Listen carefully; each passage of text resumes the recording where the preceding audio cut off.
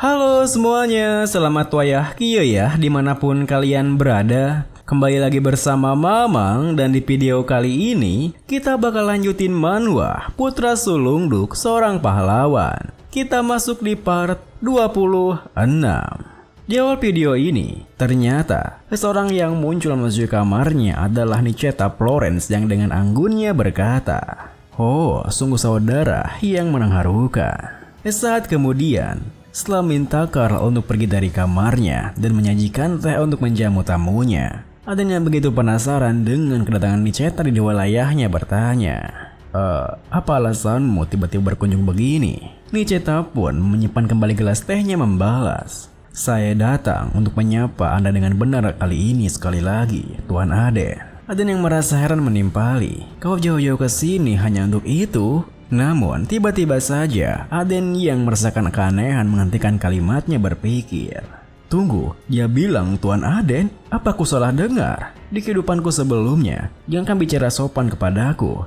Dia tak tahan ingin menghabisiku loh. Kenapa dia tiba-tiba bertingkah begini? Apa maksudnya sapaan terakhir sebelum dia menghabisiku?" Dengan pikiran seperti itu, bersama Niceta yang bangkit dari kursinya, Aden yang panik pun berkata, Tunggu. Aku tidak tahu aku salah apa, tapi maafkan aku ya." Namun, di luar dugaannya, Niceta malah membungkuk dengan sopan menuturkan, "Saya ingin memperkenalkan diri secara resmi kali ini. Nama saya Niceta Florence. Saya adalah kepala dari Black Magic Force, Florence Spire, serta kepala guide informasi White Moon.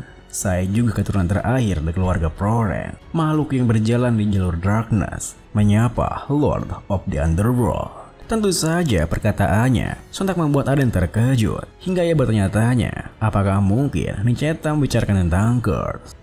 Apa? Lord of the Underworld? Di tengah rasa terkejutnya, Niceta berkata, "Saya sudah melihat segalanya. Anda tak perlu menyembunyikannya lagi."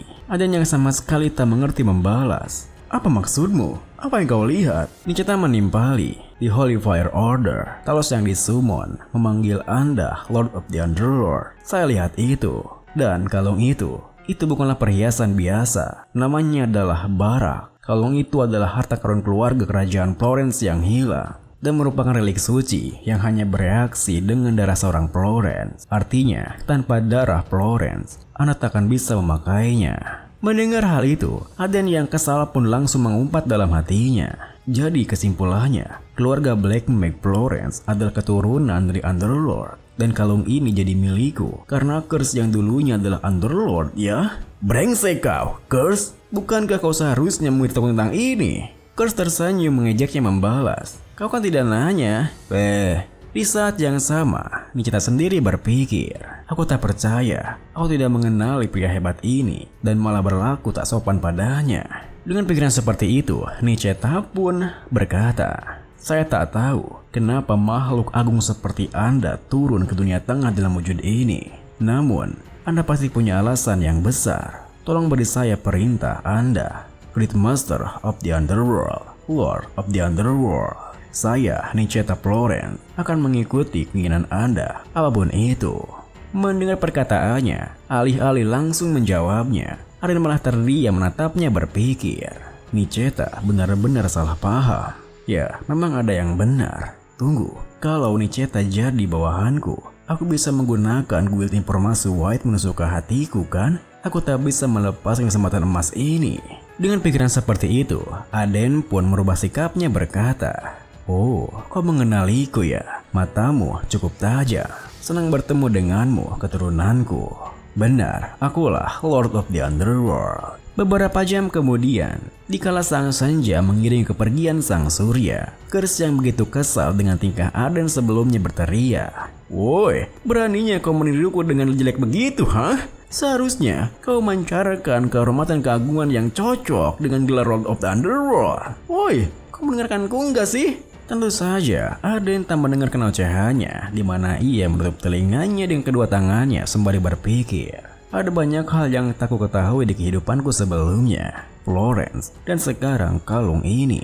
Dan juga, meski ini tidak masuk rencana, kalau aku bisa menggunakan kekuatan informasi White Moon, aku bisa dapat intel mengenai pergerakan dan tindakan para pengkhianat itu dengan mudah. Tapi ini rasanya aneh. hero yang mengalahkan Lord of the Underworld di kehidupannya yang lalu, menjadi Underlord yang sama di kehidupan yang sekarang. Sungguh kejadian yang tak terduga. Keesokan harinya, Aden pun mengunjungi desa Paraen di hutan dekat Monster Mountain wilayah Remas.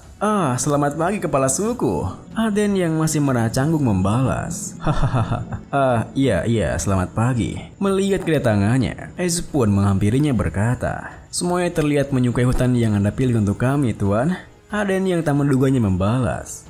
Sungguh? Ya, aku senang mendengarnya. Tentu saja, Aden tak menduga reaksinya akan seperti itu karena ia asal saja memilih wilayah area yang tak dihuni di wilayahnya. Tetapi siapa sangka, Paraen malah akan menyukainya. Kemudian, sembari menatap pohon besar di sana, Aden yang merasa heran bertanya, ngomong-ngomong, Ez, kupikir Pak Eri ceritakan jauh berbeda dari pohon biasa karena masih sama-sama pohon. Ya, meski itu pertumbuhannya lebih cepat, tapi dia tumbuh sebesar ini dalam 2 hari. Bukankah itu terlalu cepat ya? Ez yang begitu kegirangan membalas, ini berkat saintis Alice. Kemarin, saintis Alice menuangkan Holy Power ke tunas Fairy Tree dan pohonnya pun jadi sebesar ini. Mendengar hal itu, Aden yang merasa aneh pun terdiam berpikir.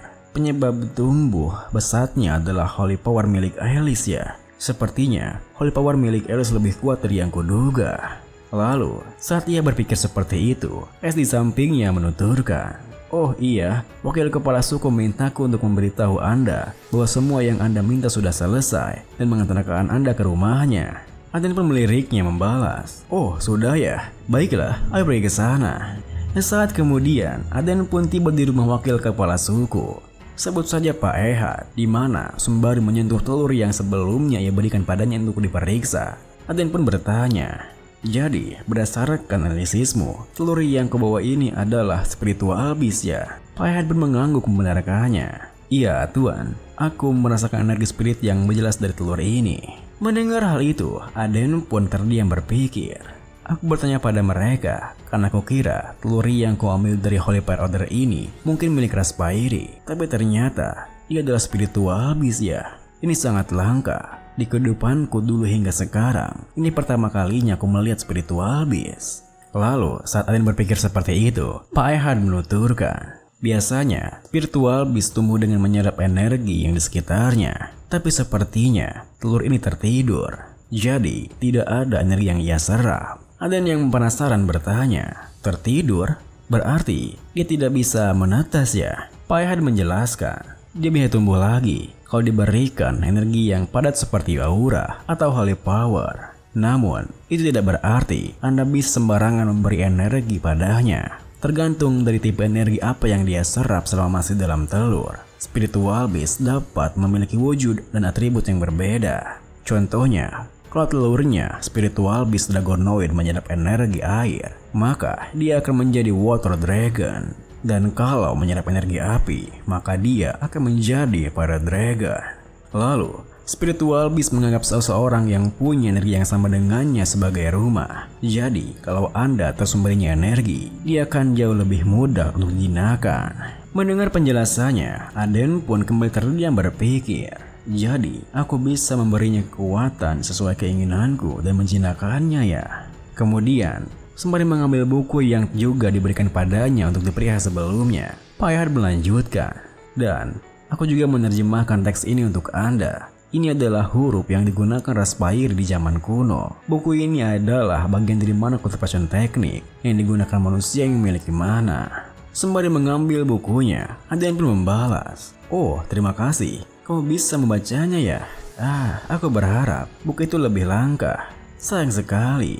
Pak Ehad menimpali, aku pun tak tahu banyak tentang topik ini, jadi aku tak bisa memberitahu apa-apa. Dengan begitu, Aden pun membawa bukunya setelah telurnya pergi sembari berkata, ya terima kasih, Ehad. Lain kali, kalau aku dapat bone powder milik Leech, akan kubawakan untukmu. Pak Ehad yang kegirangan pun membalas, oh terima kasih kepala suku. Beberapa saat kemudian di kamarnya, Aden yang mencoba membaca buku terjemahannya pun berpikir, dan Tian, apa sebenarnya ini semua? Penulisnya pasti dari benua lain. Buku ini dari timur mungkin. Ya, katanya Holy Fire Order berasal dari benua lain. Jadi ini masuk akal. Namun saat ia tengah membaca bukunya, Kurs yang keherananbertanya, kenapa kamu membaca itu? Kau sudah punya mana kultivation teknik sendiri kan? Meski sebenarnya apa yang dikatakannya itu benar, dan ia terlalu tertarik dengan bukunya, Aden menatapnya berkata, ya, aku hanya penasaran, karena teknik ini lebih dari benua lain. Sesaat kemudian, Aden malah dibuat kesal karena merasa sia-sia saja membaca bukunya. Namun baru saja ia akan menutup bukunya, tiba-tiba saja ia menyadari sesuatu yang tentunya membuat Kurs merasa aneh. Hah? Ada apa? Kenapa kau begitu, Dragon Slayer King? Aden yang fokus dengan bukunya pun menyuruhnya untuk diam, karena pada saat itu ia berpikir, oh, ada banyak kata baru, jadi aku tak terlalu paham di awal. Tapi setelah aku baca lebih jauh, aku bisa lebih mengerti. Mana kultivation teknik ini mirip dengan teknik yang diajarkan masterku, sang mercenary King, dan ku pakai sampai sekarang. Tunggu, malahan ini versi lanjutannya.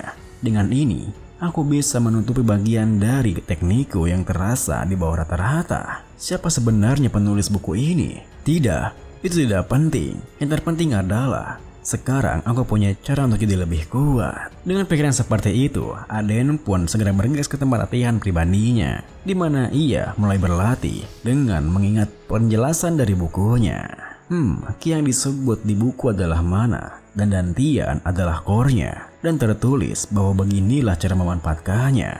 Sesaat kemudian, katanya pun selesai dengan ditandai asap putih yang mengepul keluar dari tubuhnya, yang tentu membuat Kurs merasa cemas. Hei, Dragon Slayer King, kau tak mati kan? Bersama dengan sebuah window pemberitahuan yang muncul, di mana Aden telah mendapatkan mana kultivation yang baru, yang mana bersama dan kurangnya mana loss rate, efisiensi dan absorption rate dari penggunaan mana pun telah meningkat secara signifikan. Aden pun tersenyum berkata, ini luar biasa, ini melebihi ekspektasiku. Tak kusangka ada sirkulasi mana yang lembut begini. Aku bisa merasakan mana bergerak secara aktif. Tapi kenapa aku merasa kau juga bertambah besar ya, Kurs? Aku ingat kau kecil sekali sebelum ini. Kenapa sekarang dia besar begini? Penampilannya menjijikan. Setidaknya penampilan yang dulu masih terlihat imut. Tentu saja perkataan Aden tentang membuat Kurs merasa kesal hingga berteriak, Dragon Slayer King, kau tahu aku bisa membaca pikiranmu kan? Kemungkinan kaulah alasan tubuhku jadi lebih besar. Semakin kuat dirimu, semakin dekat juga aku untuk mendapatkan kekuatan asliku. Jadi penampilanku semakin mirip wujud asliku. Aden yang tak terima dengan hal itu pun berkata, dasar parasit, aku sekarat di sini dan kau seenaknya dapat setengah dari usahaku, hah? Kurs membalas, parasit? Tanpa aku, kau pasti sudah mati mengambang di kampaan. Aden menimpali, maju lu sini, parasit sialan. Malam harinya, Aden pun melanjutkan membaca bukunya di kamarnya sembari berpikir, wah, tak kusangka aku bisa mempelajari versi lanjutan mana cultivation teknik masterku. Aku sangat beruntung. Tunggu, mungkin ini memang takdir.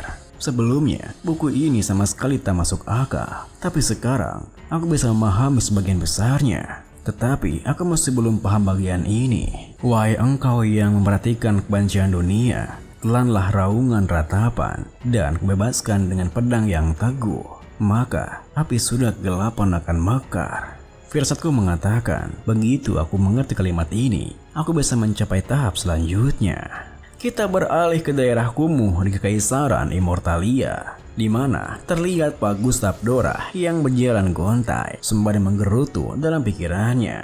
Sialan, para bajingan Magic Tower itu, apa-apaan coba responnya itu? Kenapa mereka menyebutku begila? Karena menggabungkan magic dengan mesin. Pemikiran kolot mereka itulah yang menganggap magic adalah holy disiplin, yang membuat mereka tidak maju-maju. Padahal aku hampir menyelesaikannya. Dan kalau aku menyelesaikan itu, mau tak mau mereka akan mengakuiku. Tapi kenapa yang jadi begini? Sialan, aku hampir selesai loh. Sedikit lagi, maka aku akan bisa menunjukkan mereka apa itu magic engineering. Beraninya mereka mengasingkan aku dan meremehkan karyaku begitu, Para anggota Magic Tower brengsek. Aku akan balas dendam. Tapi aku perlu uang. Seseorang yang dapat mendukungku. Mendukung?